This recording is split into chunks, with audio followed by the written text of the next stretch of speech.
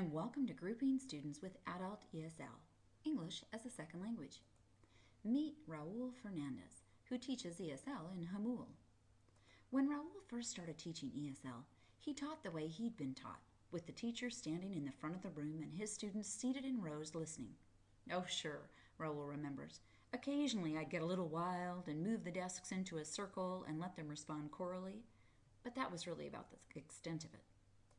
Then Raul went to summer training sessions and learned something that he now considers obvious.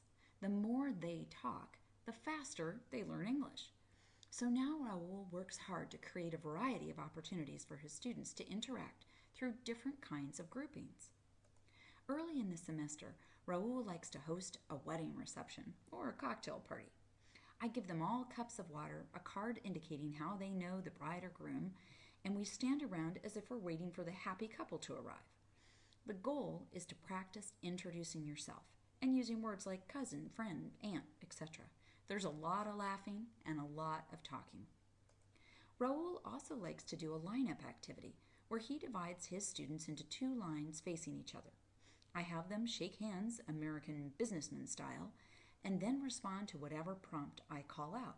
Then each line shifts over one in the opposite direction, so they face a new person. For small group work, Raul begins with partners, but I don't just pair them up and let it go, he says. If I did that, most would just sit there or be off topic.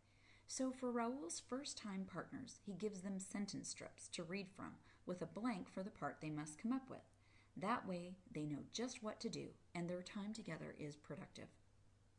As they continue to work in partners, Raul will give them less structure until they know just what to do on their own. Then I move them into a group of 4 or 5. But again, I structure the grouping by giving each one a title and a task to go with it. One is the group leader, who organizes the group to keep them on task. One is a materials manager, who picks up the work and distributes it. One is the summarizer, who writes down the group's solution to the problem. And one is the group reporter, who will share the findings with the class at the end of the session. If there's a 5th member, that's the timekeeper. I swap their group roles every time, so each gets a chance to try each role.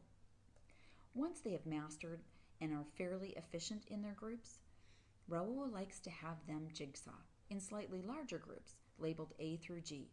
This time he numbers each person in the letter group 1 through 6. And then all the ones meet at a table and read and discuss an article or topic, while the other numbers meet together doing the same activity with a different piece of the content. Then, after 15 or 20 minutes, Raul has them go back to their original letter group and teach their group what they learned in the number group. They pay better attention, knowing they have to teach their own group the content. Because Raul shares his classroom with a high school teacher who does not like to find his desks in a whole new configuration, Raul had to come up with a quick and easy solution to get his classroom back together. In the beginning, I did it myself after class, and it took forever. But then a friend shared his Desk Olympics idea with me. He first taught his students exactly how the desks should look when they were in rows. Back touching desk, desk width apart in straight rows. Then he showed them exactly how to lift the desk, where to put their hands, how to bend their knees, etc. Then he showed them how they look in a group, like a pinwheel with edges touching. He had them practice moving into and out of that configuration slowly, carefully, and perfectly. He coached them on their technique and praised them heavily. Then he timed them. Using a stopwatch, he gave them 3 tries to get their best score for fast and perfect. They were competing with his other classes for a no homework night. I only have the one class, Raul says, so I have them compete against themselves, and if they can do it in under a minute, they win, and they always do. It takes about 15 minutes to teach, but for the rest of the semester, they move those desks like athletes, and no more crabby notes from the day teacher. Later in the semester, Raul likes to do a gallery walk. It's right after they do their community resource poster project. I put everything up in the hallway the way you would see it in an art gallery, and then they walk by and view the work and ask questions of the artist. It's another way to create an opportunity for more of them to talk, to read, and to ask authentic questions about information that matters.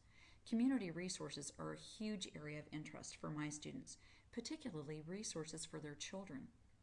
It's all about making conversation meaningful and fun too, Raul says.